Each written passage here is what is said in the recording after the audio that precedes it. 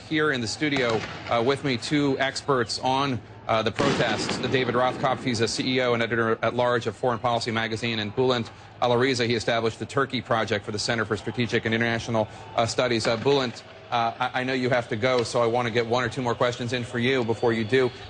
If I'm President Obama and I'm watching this unfold after this multi-year attempt to form a very strong alliance with Prime Minister Erdogan, 2009, President Obama went to Turkey. I was on that trip as a member of the White House press corps. What is going through his mind right now? How are U.S.-Turkish relations right now? Well, when this kind of thing happens with an ally, obviously it's difficult for the White House. But their concern is accentuated by two factors. One is that President Obama hosted Prime Minister Erdogan here exactly 4 weeks ago. And he had a meeting with him in the morning, and then he had a private dinner with him. And in between, he had a joint press conference. Having been that close to Prime Minister Erdogan, it's difficult for President Obama to decide exactly how he's going to deal with this situation. Does he put in a call?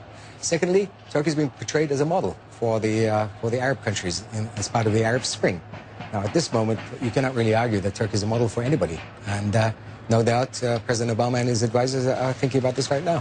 Bülent, how did the meeting go between Prime Minister Erdogan and President Obama, and what was the most contentious issue that they discussed? Syria.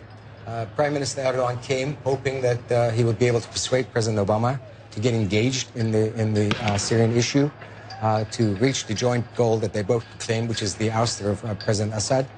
My understanding is that President Obama refrained from giving any kind of commitment to giving the kind of support to the opposition that the Prime Minister wanted. And the Prime Minister left basically empty-handed on the most important issue on their agenda. David? No, I think it actually was a little worse than that. I think, Obama and Erdogan started out close.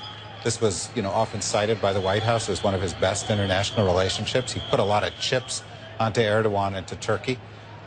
This doesn't help, but it is actually exacerbated in Syria, not by the lack of U.S. support, but when Erdogan was here, the Obama team actually chided them for their support of the extreme elements in Syria, and there's a growing rift between the U.S. and the Turks and countries like Qatar, who are seeking a somewhat more extremist outcome, or at least supporting more extremist forces in Syria. So now Obama looks at this model relationship, and he's got an authoritarian, problems with the press, problems with the economy, this kind of thing, problems with Syria. It's not the picture that existed even a couple months ago.